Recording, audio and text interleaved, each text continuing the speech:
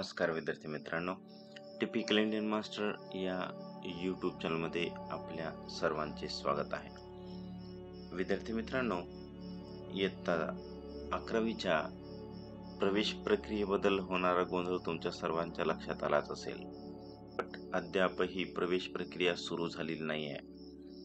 Cap round बद्दलचं पूर्ण वेळापत्रक, की कोण्या दिवशी रजिस्ट्रेशन करायचंय, कोण्या दिवशी गुणवत्ता यादी लागणार आहे, कोण्या दिवशी प्रवेश घ्यायचा, या सगळ्या गोष्टी निश्चित झाल्या होत्या. परंतु ज्या दिवशी रजिस्ट्रेशन करायचं होतं त्या दिवशी साईट क्रॅक झाली आणि कोणतंही काम होऊ शकलं नाही.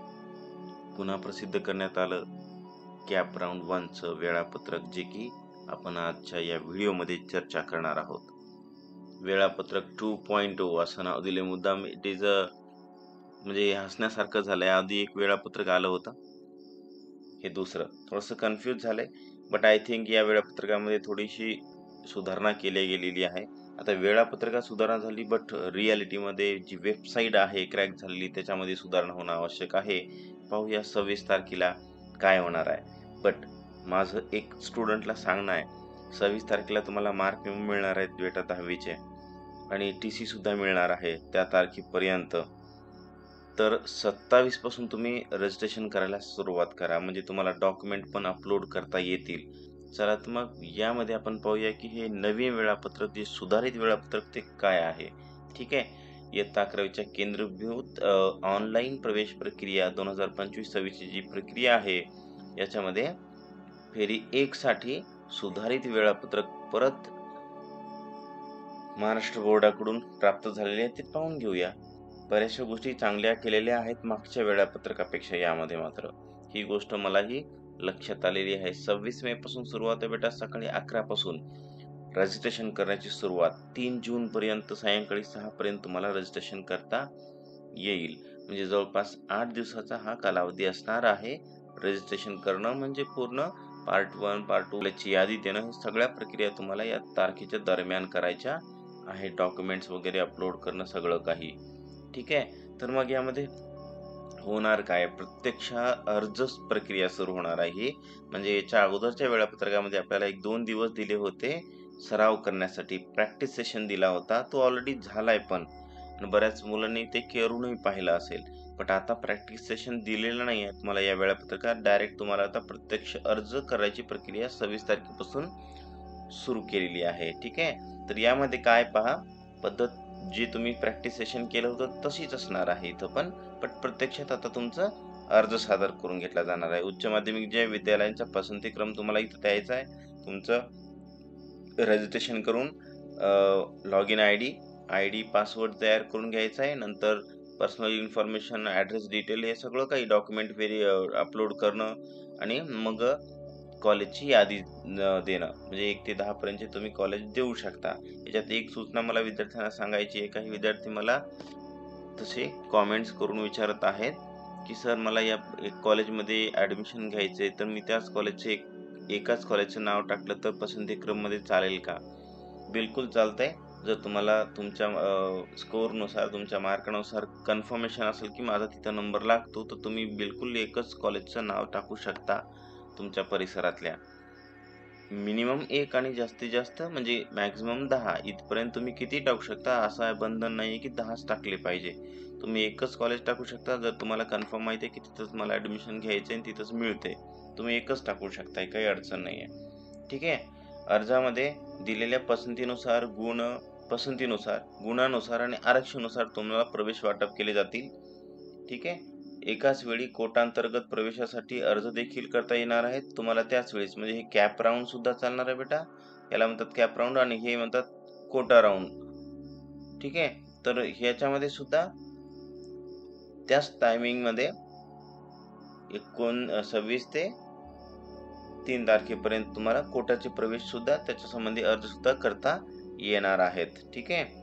प्रत्येक फेरीपूर्वी विद्यार्थ्यांनी संमती नोंदवणे आवश्यक आहे. म्हणजे जी काही फेरी असणार आहे, पहिली फेरी, दुसरी फेरी, तिसरी, चौथी, जे काही फेरी आहे, प्रत्येक फेरीच्या वेळेस तुम्हाला पुढच्या फेरीला जर अप्लाय करायचं असेल तर त्याच्यासाठी तुम्हाला संमती नोंदवायची आहे की मला पुढच्या फेरीला अप्लाय करायचं आहे. म्हणजे प्रत्येक फेरीला तुम्हाला संमती नोंदवणं आवश्यक आहे, तरच तुम्ही पुढच्या फेरीसाठी ग्राह्य धरलं जाणार आहे. तर संमती नोंदवायची कशी ती तुम्हाला आपण प्रत्यक्षात जेव्हा रजिस्ट्रेशन चालू होईल त्यावेळेस मी प्रत्यक्षात सोडून व्हिडिओच्या माध्यमातून दाखवणार आहे की संमती कशी नोंदवायची असणार आहे. ठीक आहे.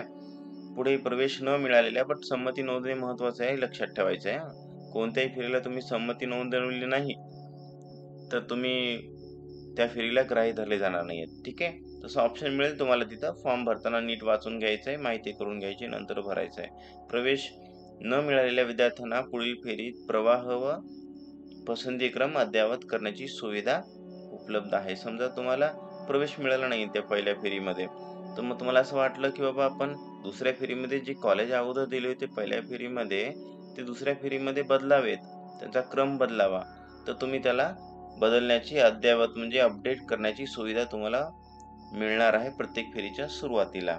तुम्ही पार्ट 2 जो असतो ॲडमिशन फॉर्मचा त्यामध्ये जाऊन कॉलेजचा जो सिक्वेन्स होता, जो क्रम होता तो परत बदलू शकता प्रत्येक राउंडच्या अगोदर. ठीक आहे. ही सगळी प्रक्रिया चालणार आहे. मी थोडंसं शॉर्टमध्ये सांगलंय की प्रत्यक्षात अर्ज कसा भरायचा आहे. एवढं 5 पॉइंटमध्ये अर्ज भरण्याची प्रक्रिया सांगली जाऊ शकत नाहीये. बट हे 26 ते 3 तारखेपर्यंत तुम्हाला इथपर्यंत कंप्लीट करायचंय. काय? कॉलेजची यादी द्यायची आहे, पूर्ण डिटेल माहिती लिहायची तुमची. मग पुढे पाहूया आपण की मग 3 तारखेच्या नंतर काय होणार. मग 5 जूनला मग तुम्ही सगळं प्रोसेस केली, कॉलेजची यादी वगैरे दिलेली आहे, सगळं झालं. 5 जूनला होणार काय? की तात्पुरत्या सर्वसाधारण गुणवत्ता यादी जाहीर होतील. मग सगळ्या मुलांनी महाराष्ट्रातल्या काय केलं गेलं बेटा 26 मे ते 3 जून पर्यंत काय केलं बेटा रजिस्ट्रेशन केलं. पूर्ण महाराष्ट्रातल्या मुलांनी केलंय. मग आता त्यांची काय होईल बघा. मग ही गुणवत्ता यादी जाहीर होणार विद्यार्थ्याची, बट ती असेल तात्पुरत्या स्वरूपातली. प्रोव्हिजनल म्हणतात त्याला. प्रोव्हिजनल मेरिट लिस्ट 5 जूनला वेबसाईटवर प्रदर्शित केली जाणार आहे. ठीक आहे. आता ती प्रोव्हिजनलचं म्हणजे काय सर? म्हणजे त्याच्यामध्ये थोडासा बदल करता येऊ शकतो त्या लिस्टमध्ये, त्या गुणवत्ता यादीमध्ये. 6 ते 7 जूनमध्ये ती यादी मिळाल्याच्या नंतर 6 ते 7 जून म्हणजे 2 दिवस तुम्हाला दिले जातील. कशासाठी? जी यादी प्रदर्शित झाली त्याच्यामध्ये काही चुका असू शकतात. कॅटेगरीच्या चुका असू शकतात. मी मागे सांगल्यासारखं काय समजा की तुमची कास्ट ओपन होती आणि तुम्हाला कास्ट दुसरी दिसत आहे. एखाद्याची एसटी कॅटेगरी त्याला एससी दिसत आहे. असं काही होऊ शकते. चुका होऊ शकतात. तर त्याच्यामध्ये जे काही हरकती आहेत, ऑब्जेक्शन घेऊ शकताय तुम्ही आणि त्याच्यामध्ये करेक्शन सुद्धा करून मिळतील. ठीक आहे. तर ते कसं करायचंय? ते 4 कुठले 2 दिवस दिलेत तुम्हाला इथं पहा. 6 ते 7 या 2 तारखेच्या दरम्यान या 2 दिवसांमध्ये तुम्हाला स्टुडंट लॉग इन मध्ये जायचंय. तुमचं लॉग इन मध्ये जाऊन ग्रॅव्हियन्स रिड्रेसल नावाचं एक ऑप्शन मिळेल तुम्हाला. तिथं जाऊन तुम्ही ऑब्जेक्शन घेऊ शकता आणि त्या ऑब्जेक्शन जे घेतलंय तुम्ही त्याच्याबद्दल जे काही उपसंचालक कार्यालय आहे त्यांच्याकडून निराकरण सुद्धा होणार आहे आणि मग तुम्हाला त्याची अंतिम मंजुरी मिळणार आहे की बाबा तुमचं हे करेक्शन करण्यात आलेलं आहे असं. ठीक आहे. मग एकदा सगळे महाराष्ट्रातले मुलांचे जे काही गुणवत्ता यादीमध्ये लिस्ट आले ते कॅटेगरी बरोबर आहे का, तुमचं पर्सेंटेज बरोबर आहे का, हे सगळं चेक करायचं. नाव मे बी त्या गुणवत्ता यादीत नाव असेल, तुमची कॅटेगरी असेल, तुमचं आरक्षण कोणतं होतं आणि तुमचं टक्केवारी किती होती याच्या आधारावर तुमची गुणवत्ता यादी बट ती करेक्ट आहे का पाहून घ्यायचंय. 2 दिवस दिले जातील तुम्हाला. 2 दिवसाच्या नंतर म्हणजे 6, 7, 8 जूनला फायनल यादी डिस्प्ले होऊन जाईल. गुणवत्ता यादी अंतिम मंजुरी मिळेल तुम्हाला. Finalisation of general merit list आणि शून्य फेरी हे एक महत्वाचं आहे इथं. शून्य फेरीमध्ये व्यवस्थापन कोटा, संस्था अंतर्गत म्हणजे इन हाऊस कोटा आणि अल्पसंख्याक कोटा, मायनॉरिटी कोटा यामधील विद्यार्थी वाटप केले जातील. आता तुम्ही जे फॉर्म भरला होता बेटा 26 ते 3 जून पर्यंत त्या कालावधीमध्ये तुम्ही हे कॅप राऊंडचे पण अर्ज केले होते आणि कोट्यांतर्गत पण अर्ज केले होते. त्यावेळेस जे कोट्यांतर्गत अर्ज केले होते ना त्यावेळेस तुम्ही जर त्याच्या माध्यमातून अर्ज केला असेल कोट्यांच्या अंतर्गत तर तुम्हाला वाटप पण होऊन जाईल की कोणते विद्यार्थी कोणत्या कोट्यांतर्गत अप्लाय केलेले आहेत त्यांची विद्यार्थ्यांची यादी सुद्धा मिळणार आहे याच तारखेला. ओके.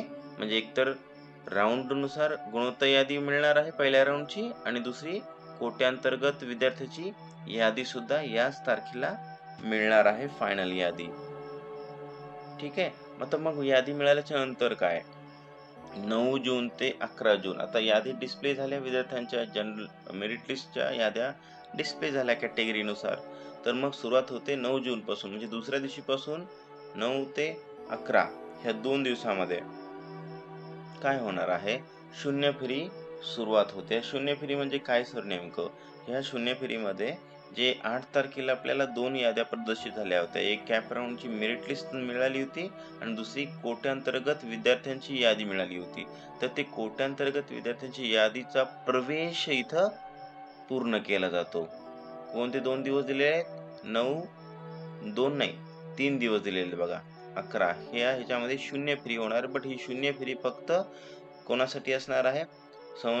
जे कोट्याअंतर्गत म्हणजे मॅनेजमेंट कोटामध्ये किंवा इन हाऊस कोटा म्हणजे संस्थांतर्गत कोटा, अल्पसंख्याक कोटा यांच्या अंतर्गत विद्यार्थ्यास मिळालेले जे काही कॉलेज यादी मिळेल ना तुम्हाला, तर ते जे काही कॉलेज असतील तुम्हाला मिळालेले, ते कॉलेज जर तुम्हाला मान्य असेल तर तुम्ही तुमच्या लॉगिन मध्ये जायचंय, प्रोसीड फॉर ऍडमिशन वर क्लिक करायचंय आणि पुढची प्रोसेस कंप्लीट करून तिथं प्रवेश निश्चित करायचा आहे. ठीक आहे. पुढची प्रोसेस काय असणार आहे? आवश्यक कागदपत्रे तुम्हाला अपलोड करायचे तिथं आणि संबंधित उच्च माध्यमिक विद्यालयात जाऊन मूळ कागदपत्राची पडताळणी करून घ्यायची, म्हणजे तपासणी करून घ्यायची आहे. आणि मग शैक्षणिक शुल्क जे काय असणार आहे ते भरून तिथं प्रवेश निश्चित करायचं. ही झाली शून्य फेरी. ही कोणासाठी असणार आहे? फक्त कोट्याअंतर्गत ज्यांनी प्रवेश घेतला होता त्यांच्यासाठीच. ह्याच्यासाठी 3 दिवस दिलेले आहेत, 9, 10 आणि 11 जून पर्यंत. ठीक आहे. बट या डेटला दुसरे सुद्धा प्रवेश होणार आहेत. कोणते? जे कॅप राऊंडचे आहेत. 9 जूनला कॅप राऊंडचा सुद्धा प्रवेश होणार आहे ना. त्यामध्ये गुणवत्ता यादी आधारे विद्यार्थी व उच्च माध्यमिक शाळांची निवड आणि वाटप प्रक्रिया होणार आहे. म्हणजे हे काय होणार आहे 9 तारखेला, की बाबा जेवढे विद्यार्थी अप्लाय केलेले आहेत ते कोण्या कॉलेजमध्ये किती विद्यार्थ्यांनी अप्लाय केले त्यांची यादी मिळेल फक्त सुरुवातीला. आणि ती यादी कॅप समित्याकडून, जे काही समिती निवडली त्याच्याकडून ते वाटप झालेलं त्याचं परीक्षण सुद्धा होणार आहे, की ते वाटप करेक्ट झालेलं आहे का. आणि 10 तारखेला काय होणार आहे, मग त्यापैकी किती सिलेक्ट झाले, अगोदर जेवढे रजिस्ट्रेशन केले होते तेवढे पूर्णच्या पूर्ण दिसतील तुम्हाला 9 तारखेला. 10 तारखेला मग त्याच्यातले निवड किती झाले हे काय पहा. प्रवेश फेरीसाठी उच्च माध्यमिक विद्यालय निहाय विद्यार्थी वाटप यादी जाहीर होणार आहे. म्हणजे कसं कळालं का? समजा एखाद्या कॉलेजमध्ये 80 ची कॅपॅसिटी आहे, तिथं 80 प्रवेश घेऊ शकतात विद्यार्थी, 80 विद्यार्थ्यांना तिथं प्रवेश मिळू शकतो. समजा त्या कॉलेजमध्ये, त्या संबंधित शाळेमध्ये 150 विद्यार्थ्यांनी रजिस्ट्रेशन केलंय. किती बेटा? 150 विद्यार्थ्यांनी. आणि तिथे घेण्याची क्षमता किती आहे? 80. तर मग तुम्हाला पहिल्या 9 तारखेला 150 विद्यार्थ्यांची यादी मिळेल, बट ती गुणानुक्रमे मिळेल. आणि 10 तारखेला त्यातले निवड झालेले 80च घेणार आहेत ना त्या कॉलेजमध्ये, मग त्याच्यातल्या 80 जणांची यादी तुम्हाला तिथं दिसायला लागेल 10 तारखेला. हा आहे तो प्रवेश घेण्याच्या, म्हणजे प्रवेश फेरीसाठी जी काही विद्यार्थी वाटप यादी जाहीर होणार आहे 10 तारखेला. विद्यार्थ्याच्या लॉगिन मध्ये प्रवेशासाठी मिळालेले ज्युनियर कॉलेजचा तपशील प्रदर्शित होईल.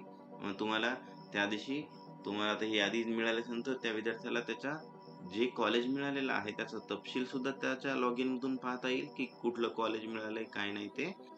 कॉलेजला वाटप केलेल्या विद्यार्थ्याची यादी सुद्धा प्रदर्शित होणार आहे. त्याचबरोबर प्रवेश फेरीसाठी म्हणजे या जो फर्स्ट राऊंड आहे ना, यासाठी कट ऑफ लिस्ट किती आहे त्याची यादी सुद्धा पोर्टलवर प्रकाशित होणार आहे, जेणेकरून पुढच्या राऊंडसाठी विद्यार्थ्यांना लक्षात येईल की बाबा या कॉलेजचा कट ऑफ एवढा आहे, मग यासाठी आपण पुढे अप्लाय करायचं का नाही. म्हणून आपण पसंतीक्रम ठरवताना कट ऑफ लिस्ट चेक करूनच पसंतीक्रम ठरवावा लागणार आहे. ठीक आहे. पुढे पाहूया. आता हे सगळं निश्चित झाल्याच्या नंतर आता प्रत्यक्षात विद्यार्थ्याला काय करायचंय? प्रवेश निश्चित करायचा आहे. त्याची तारीख दिलेली आहे बेटा 11 जून ते 18 जून पर्यंत.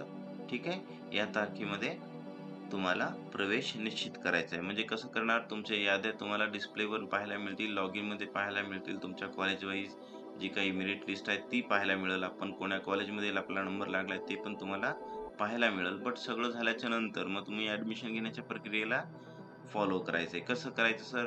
लॉगिन मध्ये जायचंय तुम्हाला, प्रोसीड फॉर ऍडमिशन बटनवर क्लिक करायचं, जे कॉलेज तुम्हाला मान्य आहे. तर ज्या कॉलेजमध्ये तुम्हाला जायचंय ऍडमिशन घेण्यासाठी किंवा जे मिळालेलं कॉलेज आहे ते तुम्हाला योग्य वाटत असेल तर प्रोसीड फॉर ऍडमिशनवर क्लिक करायचं लॉग इन मध्ये जाऊन, आणि आवश्यक कागदपत्र अपलोड करायचे. जेवढे कागदपत्र तुमच्याकडे सध्या आहेत तेवढे अपलोड करायचे. तोपर्यंत तुमच्याकडे जवळपास सगळेच कागदपत्र येऊन जातील आणि संबंधित कॉलेजमध्ये जाऊन प्रवेश प्रक्रिया पूर्ण करायची. तिथं अपलोड करायचे.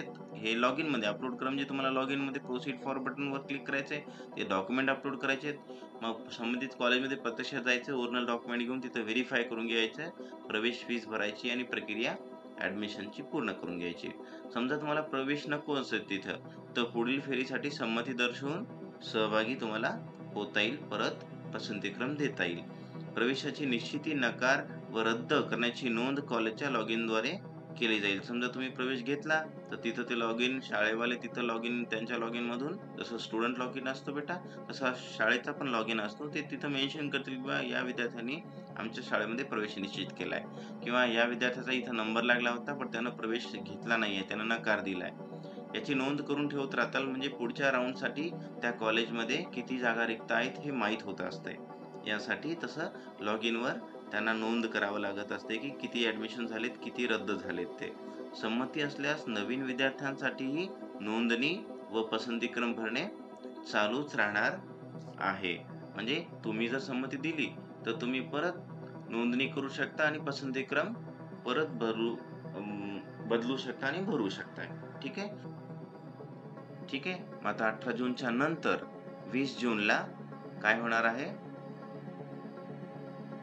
फेरी 2. म्हणजे 18 जून पर्यंत सगळे प्रवेश संपून जातील फेरी 1 मधले, आणि फेरी 2 साठी मग किती जागा कोण्या शाळेमध्ये, कोणत्या कॉलेजमध्ये रिक्त आहेत याची यादी परत जाहीर होणार, आणि मग बाकीचे विद्यार्थी सुद्धा या यादीनुसार आपला पसंतीक्रम परत निवडतील आणि दुसऱ्या राऊंड साठी ऍडमिशन साठी पुढे जातील. ठीक आहे. काही महत्वाच्या सूचना लक्षात घ्या. इथपर्यंत आलं. हे होतं बेटा राऊंड 1 चं वेळापत्रक. ठीक आहे. 18 तारखेपर्यंत ही प्रक्रिया चालणार आहे. 26 पासून 26 मे ते 18 जून पर्यंत ही प्रक्रिया चालणार आहे. 20 जूनला सेकंड राऊंड साठी रिक्त जागांची यादी प्रदर्शित होईल, त्यानुसार पुढचा राऊंड चालू होईल. काही महत्वाच्या सूचना लक्षात ठेवायच्या तुम्हाला. ज्या विद्यार्थ्यांना पहिल्या पसंतीचे कॉलेज प्राप्त झाले, तुम्ही जे पसंती दिली होती क्रम, त्यातलं पहिलं कॉलेज जर तुम्ही निवडलेलं होतं, तिथं जर तुम्हाला नंबर लागला असेल, तुमचा प्राप्त झाला असेल, त्यांनी संबंधित महाविद्यालयात प्रवेश घेणे बंधनकारक आहे. तुम्हाला तिथं प्रवेश घ्यावाच लागणार आहे.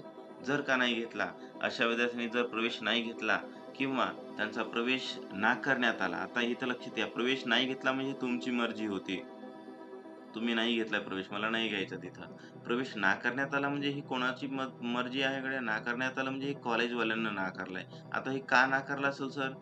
याचं कारण लक्षात ठेवायचंय.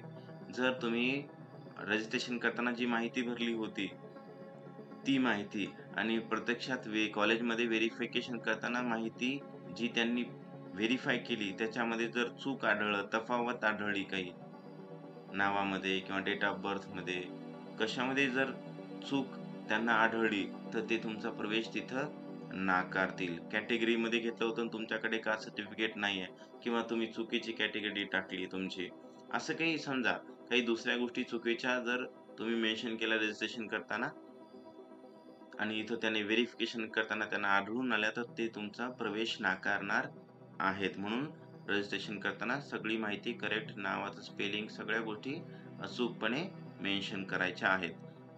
कळालं? प्रवेश नाकारला किंवा त्यांनी प्रवेश घेतला नाही विद्यार्थ्यांनी, तर या दोन्ही परिस्थितीमध्ये विद्यार्थ्याला पुढील नियमित फेरी म्हणजे राऊंड जो दुसरा आहे, तिसरा आहे, चौथा आहे, कुठल्याही राऊंडला तुम्हाला जाता येणार नाही, तुम्हाला अपात्र ठरवलं जाईल. जर का तुम्ही पहिल्या पसंतीच्या कॉलेजमध्ये पसंतीचं कॉलेज मिळूनही तिथं ऍडमिशन नाही घेतलं तर. ठीक आहे. अपात्र ठरवलं जाईल आणि त्यांना फक्त शेवटची 5वी फेरी म्हणतोय मी त्याला, ओपन फॉर ऑल नावाच्या याच फेरीला तुम्हाला ग्राह्य धरलं जाईल. जर एखाद्या विद्यार्थ्याला आपला निश्चित केलेला प्रवेश, आता समजा असंही होतंय की त्यानं प्रवेश घेतला नाही किंवा त्याला नाकारलेला, हे तर 2 कंडिशन तुम्हाला लक्षात आल्या. समजा एखादा विद्यार्थी असं करतो की प्रवेश जाऊन घेतो त्या कॉलेजमध्ये, नंतर मग रद्द करण्यासाठी जातो की सर नाही, मला ऍडमिशन कॅन्सल करायचंय, कॅन्सल करण्यासाठी येतो. रद्द करणं, प्रवेश न घेणं आणि नाकारणं हे तिन्ही लक्षात ठेवा. तिन्हीपैकी कोणतीही गोष्ट जर फर्स्ट पहिल्या पसंतीच्या कॉलेजच्या बाबतीत घडत असेल, तर तुम्ही डायरेक्ट 5व्या फेरीलाच म्हणजे ओपन फॉर ऑलला पात्र ठरता. ठीक आहे. रद्द करायचं असेल तर त्याने संबंधित कॉलेजकडे तशी विनंती करायची म्हणजे तुम्हाला अर्ज द्यावा लागेल, की सर मला प्रवेश रद्द करायचा आहे म्हणून. बट प्रवेश रद्द करून घ्याल तुम्ही विनंती करून. बट अशा विद्यार्थ्यांना सुद्धा नंतरच्या नियमित फेरीसाठी अपात्र ठरवलं जाईल म्हणजे तुम्हाला पण 5वी फेरी मिळणार आहे ॲडमिशनसाठी पुढच्या. ठीक आहे तुमच्या. ओके. एवढ्या गोष्टी मात्र व्यवस्थित लक्षात ठेवायच्या. यापुढेही काही सूचना आहेत. ज्यांनी कोट्याअंतर्गत किंवा कॅप अंतर्गत प्रवेश निश्चित केलाय, त्यांच्यासाठी प्रवेश प्रक्रिया पूर्ण झाली असे समजलं जाईल. जेव्हा तुम्ही एखादा प्रवेश निश्चित करताय, त्यावेळेस तुम्ही कोणत्याही राउंडला अप्लाय करू शकत नाही. मी आत्ताच सांगल्यासारखं कुठल्याही ह्याच्यात प्रवेश घेतला तुम्ही, तर पुढच्या कोणत्या राउंडला तुम्हाला अप्लाय करता येणार नाही. तुमची प्रवेश प्रक्रिया पूर्ण झाली असे समजलं जाईल. आणि सर्व उच्च माध्यमिक विद्यालयांनी विद्यार्थ्यांची जी फीस आहे, तुम्ही जी ॲडमिशन फीस देणार आहे त्या संबंधित शाळेमध्ये, तिथं डिजिटल पद्धतीनं स्वीकारण्याची सुविधा असणार आहे, हे लक्षात ठेवायचं आहे. पुढील काही अपडेटसाठी चॅनलला सबस्क्राईब करा. Thanks for watching.